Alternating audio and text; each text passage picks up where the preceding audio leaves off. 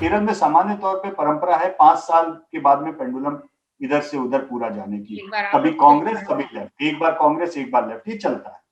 पहली बार ये लग रहा है कि ये ऐतिहासिक हो सकता है, जो एग्जिट पोल हमारा ट्रेंड बता रहा है और जो हमारा ट्रैकर भी लगातार जिस ओर इंडिकेट कर रहा था कि पहली बार हो सकता है ये ट्रेंड ना हो, पहली बार लेफ्ट फ्रंट दोबारा सरकार में बन जाए।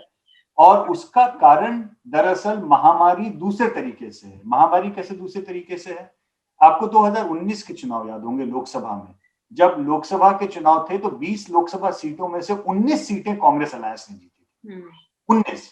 मतलब ये था कि 2019 तक आते आते लेफ्ट के अगेंस्ट इनकम्बेंसी बहुत ज्यादा हो गई थी और कांग्रेस ने स्वीप किया, राहुल गांधी वायनाड से लड़ने के लिए गए और ऐसा लगा कि केरल अब कांग्रेस की झोली में बिल्कुल गिर जाएगा।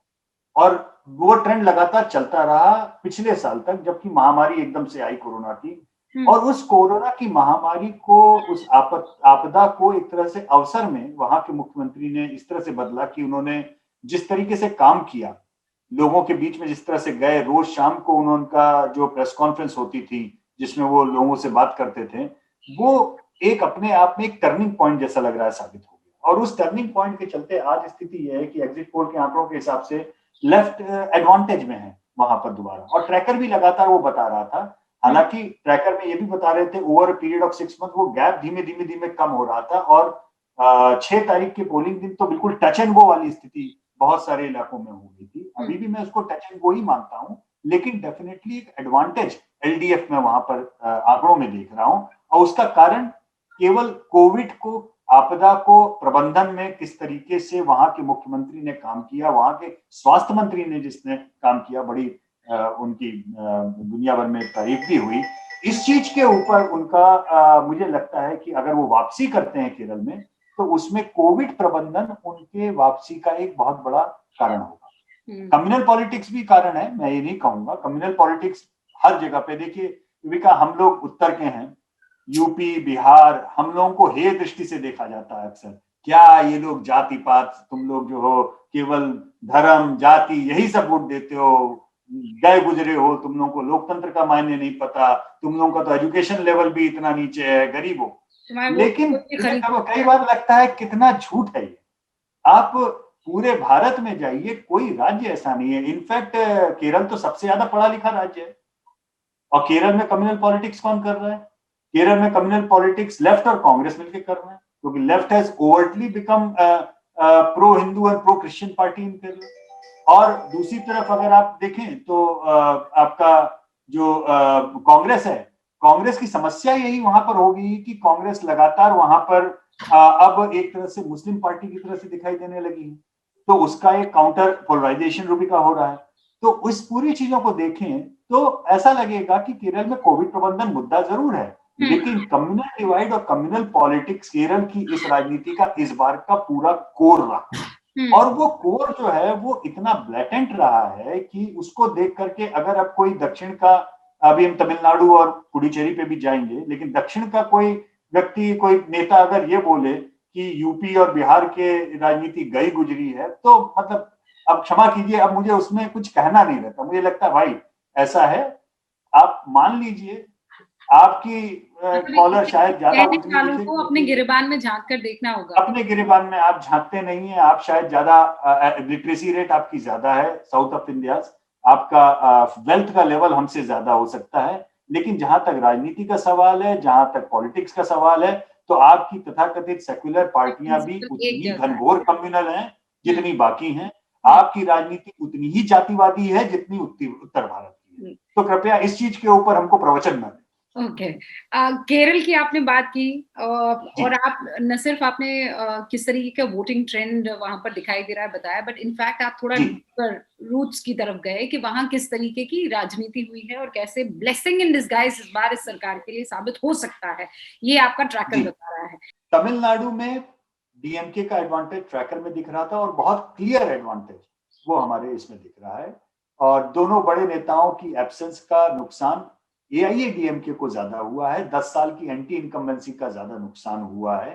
और डीएमके ने, स्टालिन ने जिस तरह से कांग्रेस को मैनेज किया, मैं मैनेज की बात इसलिए कर रहा हूं क्योंकि 5 साल पहले जब स्टालिन चुनाव लड़ा रहे थे उस समय उन्होंने तेजस्वी यादव वाली गलती की थी, बड़ी तादाद में कांग्रेस को सीटें छोड़ दी थी और कांग्रेस उन सीटों पे हार गई थी।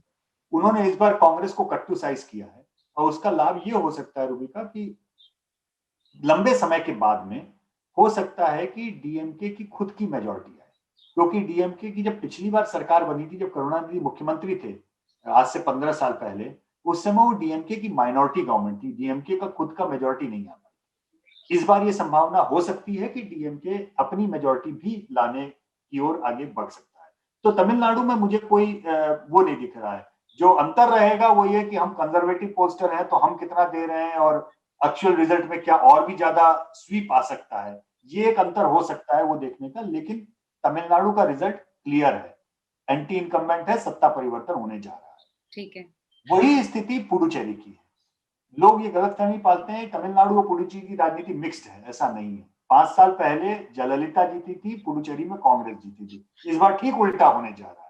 पुडुचेरी में एनडीए सत्ता परिवर्तन करने जा रहा है, कांग्रेस हारने जा रही है और वहां पे एआईएनआरसी जो एनडीए की अलायंस है, रंगास्वामी जी उनके नेतृत्व में चुनाव लड़ा जा रहा है। मुझे लगता है कि शायद उनके मुख्यमंत्री बनने में की राह उनके लिए खुल जाएगी और बीजेपी कितना उसमें डेंट कर सकती है ये देखना होगा। उनके सहयोगी जरूर हैं वो, लेकिन बीजेपी का पूरा ध्यान होगा कि उनकी खुद की सीटें कितनी बढ़ के आ पाती हैं इस बार। और 3 उनके नॉमिनेटेड मेंबर भी हैं जो बीजेपी आगे पीछे अपने लोगों को लगाएगी वहां की असेंबली में। तो वो एक प्रेशर ब्लॉक की तरह भले ही बन जाए, लेकिन मुझे लगता है कि एनडीए कंफर्टेबल मेजॉरिटी के साथ में सत्ता परिवर्तन पुडुचेरी में करेगा। तो ये 3 राज्य तो दक्षिण के हो गए। पश्चिम बंगाल हमने बात कर ली। अब एक बहुत क्रिटिकल राज्य बचता है असम। असम में हमारे ट्रैकर में शुरू से लगातार एनडीए आगे था, लेकिन जैसे जैसे ट्रैकर जा रहा था गैप कम होता जा रहा था। और हमने बोला था उस समय पे भी कि असम एक्चुअली इतना कम्युनली पोलराइज हो गया है कि 2 असम हो गए हैं। एक असम बराक वैली, दक्षिण असम, और एक मध्य असम का वो इलाका जो कि मुस्लिम मेजॉरिटी है, और एक असम जो हिंदू मेजॉरिटी है। और कांग्रेस ने एआईयूडीएफ के साथ में जो अलायंस किया वहां पर वो बहुत ही क्रिटिकल रहा, क्योंकि अब स्थिति ये है हमारे आंकड़ों के हिसाब से, अगर हम बोलें कि हमारे आंकड़े बता रहे हैं कि कांग्रेस यानी यूपीए को बीजेपी एनडीए से करीबन 6-7% वोट ज्यादा मिलेंगे असम में। तो अगर मैं आपको ये सूचना दूं तो रूबिका आप कहेंगी फिर तो इसमें बचा ही क्या खेल, फिर तो हो गया क्लियर।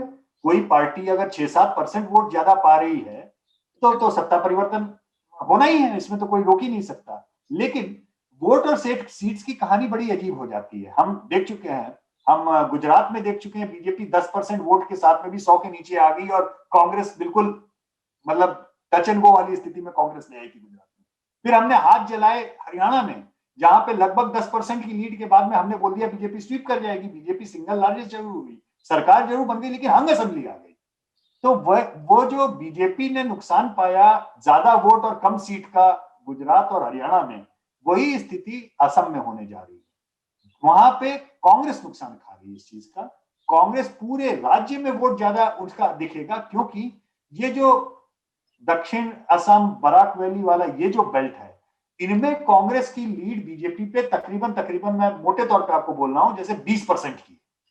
लेकिन जो बचा हुआ आसाम है वहां बीजेपी की लीड कांग्रेस के ऊपर 10% की। यानी पेंडुलम एक तरफ जो है वो बहुत ज्यादा है, बहुत। जब आसाम के 2 तारीख को नतीजे आएंगे रूबिका, तो आपको कई सीटों पे मार्जिन को देख करके लगेगा कि आप विधानसभा की नहीं लोकसभा सीटों की बात कर रहे हैं। इतने बड़े मार्जिन होंगे, इतने बड़े मार्जिन होंगे। लेकिन उसका असर ये होगा कि वो 2 अलग अलग आसाम जैसे बढ़ गए।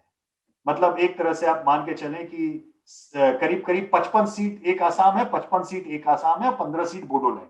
एक मोटा बॉल पार्क मैं आपको एक बता रहा हूँ राउंड फिगर्स में। तो वो जो 55 सीट लोअर असम और ये वाला है वो पूरा कांग्रेस स्वीप करेगी, और जो 55 सीट अपर असम और हिल्स वाला और टी गार्डन चाय बागान वाला है वो पूरा बीजेपी स्वीप करेगी। और अंत में जो टिल्टिंग फैक्टर है, वो टिल्टिंग फैक्टर केवल और केवल रह जाएगा बोडोलैंड वाले इलाकों का।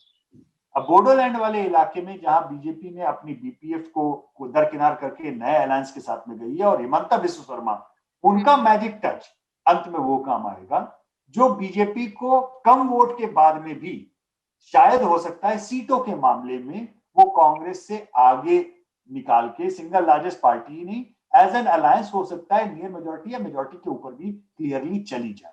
तो ये एक उलटबासिया होने वाला है, लेकिन बहुत कांटे का मुकाबला है। गेम पूरी तरह खुला हुआ है आसाम में, और AIUDF बहुत बड़ी एक पार्टी बन के उभरेगी। कांग्रेस AIUDF अलायंस से कांग्रेस को लाभ हुआ हो चाहे ना हुआ हो, AIUDF को भरपूर लाभ। तो ये दो पार्टियां जो हैं साफ तौर पर वहां असम में नजर आ रही है, बीजेपी वर्सेस AIUDF। जी, और कांग्रेस रहेगी, मतलब AIUDF से तो खैर ज्यादा ही सीटें रहेंगी, लेकिन सिंगल लार्जेस्ट पार्टी की आप बात करेंगे अगर, तो वो बीजेपी रहने की संभावना है, कांग्रेस बीजेपी से नीचे रहने की।